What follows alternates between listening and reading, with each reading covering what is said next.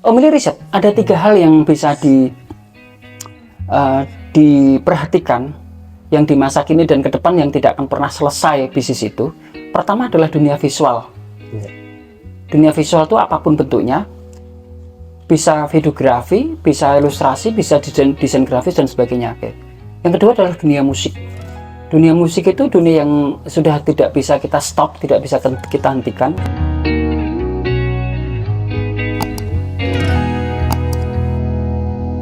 Lu Cah, semangat ya. Pas gue juga. Metal. Iki Cah metal Cah. Jadi semangat selalu Cah pokoknya. Semangat. Ya, hidup tuh masih gue seperti yang Om Milik bilang itu, pokoknya ketemu yang gula ilmu, wes kan ketemu silaturahmi ini di pagi hari ini, di hari Minggu yang cerah sekali. Indah. Iki dino Minggu Cah, dino prai, iki kebetulan masih gue salah satu sedulur Cah Nom di jaringan rumah usaha, dan kebetulan dia adalah ketuanya jaringan rumah usaha Cah. Sekarang era yang sekarang dipimpin sama dia. Cah keren, Cah lulusan kampus, sekolah pinter. Jadi Om Mili dan Mas Yoga sempat dengan beberapa teman-teman itu melakukan riset ya Yogi ya, kita itu di dalam bisnis di masa depan kita sangat percaya, moga-moga juga bisa menguatkan sedulur-sedulur semua yang nonton itu, bahwa bisnis apa yang prospek di masa sekarang dan seterusnya gitu. Jadi perjalanan kita di dunia yang sudah kita tempuh ini, nek di rumah berapa tahun? Aku berarti 2013. 2013. Sekarang studionya Mas Yoga ini lebih dari 10 biji minimal. Keren lah pokoknya dia. Om Mili riset, ada 3 hal yang bisa diperhatikan yang di masa kini dan ke depan yang tidak akan pernah selesai bisnis itu. Pertama adalah dunia visual. Dunia visual itu apapun bentuknya, bisa videografi, bisa ilustrasi, bisa desain grafis dan sebagainya. Yang kedua adalah dunia musik. Dunia musik itu dunia yang sudah tidak bisa kita stop, tidak bisa kita hentikan, karena dunia musik itu menjadi ambience, jadi suasana emosional dari sebuah gambar. Kalau itu menyertai gambar, tapi musik sendiri sekarang kan sudah sangat mapan dengan caranya dia berdiri sendiri sebagai sebuah konser atau sebuah karya musik. Yang terakhir adalah writing atau menulis. Sama, dunia Iqra itu ketika membaca tanpa ada yang dituliskan itu tidak pernah mungkin ada, karena dunia Iqra itu kan selamanya, dunia writing atau dunia menulis itu juga akan selamanya. Itu Cah, 3 hal ini yang bisa diperhatikan oleh kita semua, dan bisnis Om Mili itu di sekitar yang dilakukan di dalam ekosistemnya jaringan rumah usaha kebanyakan melakukan 3 hal ini. Dan Mas juga apa yang disepakati oleh kita bareng-bareng belajar itu, Mbak Kuatke perjalananmu, apakah benar kira-kira dunia visual, musik atau writing itu benar-benar bisa jadikan sandaran hidup di masa kini dan masa ke depan? Ikut bantu sharing Mas ya. Kalau hipotesanya atau apa ya, uji cobanya cuma gini aja sih Mas. Misalkan kita selangkah ke depan aja, selangkah ke depan, maju 1 langkah ke depan, kita udah bisa lihat visual, udah ada desain apa dan segala macam. Nah itu menjadi bukti bahwa dunia visual itu wah long lasting banget, karena nggak ada di mata kita kalau kita ngeliat sesuatu yang indah dan segala macam itu kayak menyakiti mata kita, enggak, malah kita tuh seneng kalau ngeliat visual yang bagus. Gitu. Itu udah jadi bukti bahwa ya dunia visual tuh emang luar biasa banget kayak gitu. Apalagi kan kalau ngomongin panca indera yang paling baik tuh apa sih? Sebenarnya visual kan. Visual dulu masuk, ngerekam dan segala macam, baru ke panca indera yang lain kayak gitu. Itu sih Mas. Nah, semenjak dulu bareng sama Mas Ili itu 2013 kalau untuk pertama kali visualnya.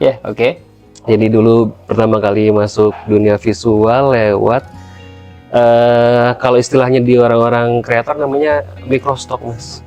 Oh, microstock dulu. Microstock. Jadi microstock itu apa? Silahkan nanti buat searching. Jadi kita ngeproduksi desain, jadi ada kebutuhan untuk icon, ada kebutuhan untuk apapun. Nah nanti teman-teman searching aja semuanya.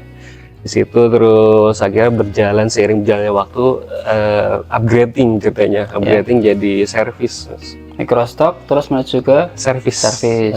Service mulai masuk ke marketplace yang ada di global lah, segala macam. Akhirnya ketemu klien butuh apa, dan dulu pernah punya satu klien besar, Mas. Apa itu? Kita WikiHow. Oh iya ya, kita dirimu adalah salah satu orang yang dikontrak WikiHow. Betul. Yang ya waktu itu banget ya penghasilan kita tuh lumayan ya, dan itu untuk proses belajar awal di kontrak WikiHow itu juga jadi pintu bagus ya. Pintu bagus dan pelajaran besar, berharga banget, karena dari WikiHow kalau ngomongin ini teknis gambar, kalau ngomongin anatomi dan segala macam, itu udah jalur yang emang harus ditembus sama ilustrator. Kayak gitu, anatomi, terus pokoknya basic semua tentang belajar gambar itu di WikiHow udah mumpuni banget lah. Nah, sering berjalannya waktu tuh mulai ketemu klien-klien lain. Sebentar ya, ceritakan prosesmu waktu dikontrak sama wikihow.com itu, nilainya berapa, kemudian sebulan bisa makan berapa, itu biar tahu bahwa betapa effort kita itu tenanan gitu loh, ya kan, yang diperlukan dalam proses kita menjadi seorang ilustrator atau menjadi seorang visualizer kan sekali lagi kan memang harus kerja keras. Betul, gitu. Setuju. Jadi teman-teman juga buka aja wikihow.com, lihat sendiri level gambarnya di WikiHow itu seperti apa. Jadi kalau aku menyingkat itu semua, itu gambar yang level kelas tinggi. Jadi nggak sembarang ilustrator bisa gambar dengan anatomi yang bagus. Nah, kalau teman-teman mau tahu, satu harga gambar dulu di WikiHow itu $2. $2 Cuman $2 cah gawe anatomi ini rumitnya setengah mati. Dan nek ora kerjone niat untuk belajar tuh males gitu ya. Iya, banget. Dan dulu Red Sugar itu di masa ngerjain WikiHow tuh ada yang di tempat itu ada sekitar 4 orang, Mas. Sama aku berarti 5 orang gitu. Nah, kalau misalkan untuk mencukupi kebutuhan mereka per bulannya, ya alhamdulillah bisa lah. Kalau cuman untuk kebutuhan sebulan, bayar gaji UMR, di atas UMR lah pokoknya bisa lah. Cuman kan nggak bisa berkembang sebagai sebuah studio profesional, kan nggak bisa berkembang. Ya, makanya dulu sampai berapa omset waktu WikiHow itu? Per bulan di atas, mungkin ya di atas 10 bisa, atau bahkan lebih tinggi juga bisa. Tapi kan dulu sempat lumayan kan? Sempat dulu sampai 30 juta dapat lah sebulan. Sempat kayak gitu. Dan masuk ke server langsung kan? Iya, langsung ke concierge-nya, jadi backdoor-nya langsung backdoor ya waktu itu ya. Cuman ya buat latihan aja kalau WikiHow, duitnya kan cuman segitu. Iya. Jadi emang WikiHow itu emang tempat belajar sih. Setuju. Nggak apa-apa, itu kan buat pintu bagus orang menaikin skill beneran kan. Iya, bener-bener. Terus? Iya, jadi setelah bertahun-tahun sama WikiHow, akhirnya ketemu langsung direct klien dari luar ada, dari dalam negeri juga ada. Makanya di tahun 2015 itu yang pertama kali saya belajar menjadi konten kreator beneran. Tahun 2015 ya? 2015. Itu masuknya dari gambar recehan yang namanya stiker line. Iya, ayo waktuku dirimu stiker line kan menang terus sih. Betul. Ceritain. Jadi 2015 ada line stiker kontes yang pertama kali di Indonesia. Terus submit tuh, Mas, cuma sekitar 10 gambar tuh kalau nggak salah di bulan Mei 2015. Submit, nunggu pengumuman di bulan apa gitu, pokoknya pertengahan tahun dikasih tahu ternyata juara 3 waktu itu ya. Itu yang karakter Sukirman itu pertama kali dari Neverland kan nggak salah ya, dari Line Indonesia itu? yang induknya di Never di Korea, di Jepang, kantor di Jepang tapi punya orang Korea. Terus akhirnya hadiah berapa waktu juara 3 tahun 2000 berapa? 14? 2015. Oh, 2015 itu. Dapat 30 juta. 30 juta. Lumayan lah sebagai newcomer kamu waktu itu kan keren, lumayan. Betul. Terus abis itu dikembangin, jadi mulai ngulik lah ceritanya stiker ini sebenarnya bisa jadi apa dan segala macam. Dan di era itu 2015 web pun lagi rame-ramenya juga. Akhirnya ngembangin stiker itu jadi satu karakter yang bisa hidup lah, nggak cuma gambar-gambar untuk stiker untuk ngirim-ngirim di Messenger aja. Akhirnya bikin cerita lewat si karakter Sukirman itu. Tapi seiring berjalannya waktu, Sukirman cah. Jadi nek sampean nonton waktu aku wawancara karo di tayangan yang 2 atau 3 sebelum ini aku pakai kaos Sukirman, ini konten kreatornya ini bos. Yang pegang IP-nya dia, itu serius banget itu. Dan sudah terdaftar. Dan sudah terdaftar. Sukirman sebagai IP sudah terdaftar di Haki. Iya, udah di Haki. Ya, terus kan. Iya, sering berjalannya waktu makanya belajar juga. Jadi dunia visual tuh nggak cuma ngomong gambar dan segala macam, itu merembetnya macam-macam. Makanya kalau Milly tadi ngomong ada dunia writing, ada dunia musik, nah itu nyambung banget. Makanya ngomong writing, ya Sukirman butuh tulisan, butuh storyboard, butuh cerita, butuh naskah dan segala macam. Habis itu ya belajar jadi content creator itu dan ngebuat cerita Sukirman, dan akhirnya submisi ke webtoonnya Indonesia. Di tahun 2016 malah dikontrak official sama Line Webtoon Indonesia. Dan beberapa konten itu waktu itu banyak kan kita akhirnya dapat kontrak, dan gak cuma satu judul, jadi dari Sukirman ada judul-judul yang lain juga. Ya itu awal leverage-mu ya kayaknya ya. Iya, kayaknya itu ya. Di situ di 2015-2016 itu ngembangin studio itu jadi serius banget. Betul. Terus dari situ juga sempat nyoba untuk masuk ke dunia animasi. Sukirman kan ada konten tuh mas di YouTube juga. Nah itu kan nyambung sama musik juga. Karena scoringnya dulu dibantu sama Mas Berli. Ya scoringnya dari teman di jaringan rumah usaha juga Mas. Jagoan kan Mas Berli. Ya, kita ada punya jagoan di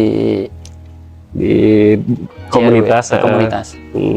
Kayak gitu Mas. Terus akhirnya kalau untuk dunia visual, karena tadi udah membangun dan segala macam, akhirnya mulai tertata dan segala macam, juga di dalam bisnisnya juga ngembangin unit usaha baru lah ceritanya. Jadi ada yang berfokus di konten, ada yang berfokus di servis, dan juga ada yang berfokus di microstock. Jadi dicacah-cacah. Ada lagi loh, ada yang aktif di tempatmu di POD. Oh iya tuh kayak di publik. Betul. Di publik, terus display. Betul. Nah, ini kalau disebut sama Om Iri sama Mas Yoga itu ada display di publik. Bonus red bubble. Bubble itu duit semua kalau diurus beneran, di riset beneran itu, dikerjain beneran itu duit semua. Jadi uang itu di hadapan kita itu sebenarnya sudah diberikan Tuhan kepada kita di hadapan kita. Tinggal kita ini mau memasukinya enggak, mau mengakses itu enggak, mau belajar enggak, kan gitu pertanyaannya selalu. Iya. Ya, akhirnya beberapa studio itu mulai memfokuskan ke lini-lininya masing-masing. Yang bikin konten lanjut dari satu platform ke platform lain. Dulu ada namanya platform Cayo Mas, yang asli Indonesia. Terus yang service, foundernya sampai ke sini kan? Foundernya sampai ke sini dan berapa hari tuh? Berhari-hari. Iya, berarti beberapa founder platform kan alhamdulillah kita kenal dan akhirnya pada main juga. Iya, sampai kreator-kreatornya juga pada ke Semarang juga. Oh iya ding, teman-teman. Iya. Terus yang lini service juga difokusin buat ngembangin lagi, makanya ketemu marketplace apa sampai ketemu juga untuk direct client yang langsung, jadi nggak pakai bridging marketplace sama sekali.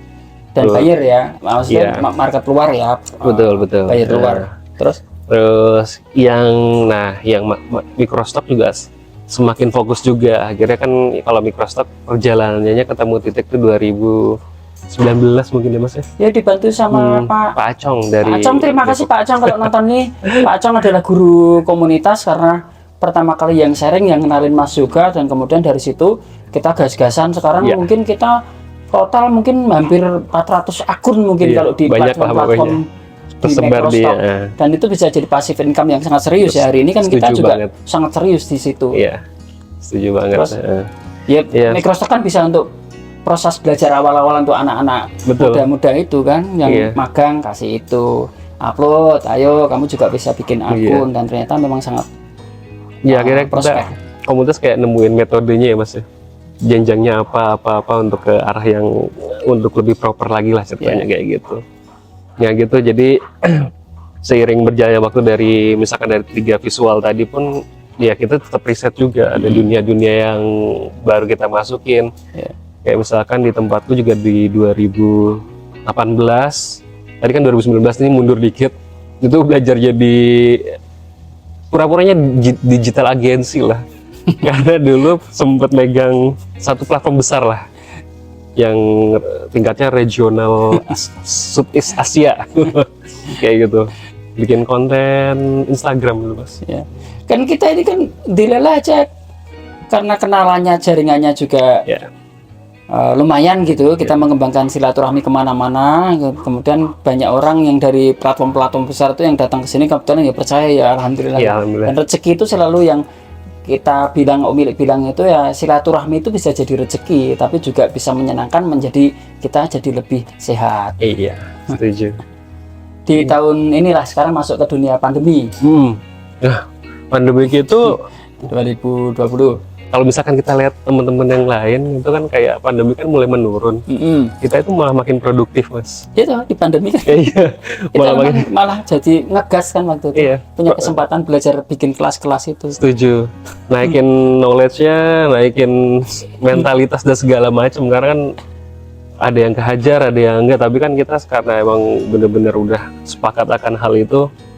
Jadi 2020 malah jadi gas-gasannya, terutama di circleku juga ya, jadi gas-gasan banget. Karena dari semenjak itu juga banyak teman-teman baru yang gabung, terus bisa mandiri lah di sekarang ini. Jadi kebutuhan akan orang-orang luar akan suatu produk digital itu semakin banyak. Karena kan semua orang ada di rumah, mereka nggak bisa aktivitas dan segala macam. Bahkan misalkan untuk orang tua ngajar anaknya kan nggak di sekolah, dia butuh materi pembelajaran dan segala macam lah. Di tempat kami malah bisa bikin materi-materi pembelajaran kayak gitu. Ya itu Mas, jadi emang pandemi itu emang 2020 itu gas-gasan kita semakin kencang untuk dunia visual. Nah ya, kayak gitu. Kasih penguatan closing yuk. Makanya kita sharing tipis-tipis gini, lumayan nih ternyata sudah 17 menit, nggak kerasa ngomonginnya Pak 17 menit. Iya. Tapi kasih penguatan kepada teman-teman muda ya, yang Om bilang tadi atau yang kita sepakati bahwa dunia visual, dunia musik dan dunia writing itu jadi kesempatan besar bahwa siapapun tuh bisa, bahkan boleh kaya dari situ dan bisa kaya dari situ. Iya. Jadi selalu yang diobrolkan dan diajarkan sama Om Willy di komunitas adalah jangan pernah percaya apa yang kita omongkan ya Mas ya. Jadi ketika kita ngomongin apakah benar visual dan segala macam, nah maka setelah itu langkah keduanya adalah dilihat, kalau bahasa kita di riset, benar nggak apa yang kita omongin soal dunia visual dan segala macam. Nah makanya kalau misalkan Om Willy tadi udah ngomong Allah tuh udah ngasih pintu dan segala macam, ya makanya ini ada salah satu media yang dikasih Allah namanya Google. Googling aja dunia visual bener nggak, ada marketplace apa aja dan segala macam, riset di sana, data-datanya ada terkumpul banyak. Nah setelah yakin akan hal itu, dapat data riset, ya nggak buat langsung action. Kalau nggak action ya gimana mau tahu ya hasilnya seperti apa dan segala macam. Nah tingkatan-tingkatan itu, yang tingkat-tingkatan berpikir itu yang biasanya anak muda itu nggak berani untuk maju, untuk melakukan hal itu. Karena kenapa? Karena kebanyakan wacana, kebanyakan ngomong, ya, kebanyakan mikir, overthinking kalau sekarang ya mungkin Mas. Nah kalau bahasa Jawanya, kalau kalian kebanyakan cangkem, kebanyakan cangkeman, nggak berani jalan, ya nggak akan jadi kayak gitu. Padahal kesempatannya udah terbuka luas saat ini. Tuh Cah, jadi Mas juga mengingatkan kita semua adalah juga kakan cangkem Cah, yang penting gasken. Oh ya Cah, semoga manfaat untuk kita semua. Amin. Bismillahirrahmanirrahim. Pokoknya Gusti Allah wis memberikan rezeki yang lebih daripada yang dibutuhkan manusia. Amin. Maka itu harus jadi perayaan atau selebrasi bersama-sama untuk kita supaya harus pinter semua. Ya. Terima kasih. Terima kasih. Semangat. Semangat.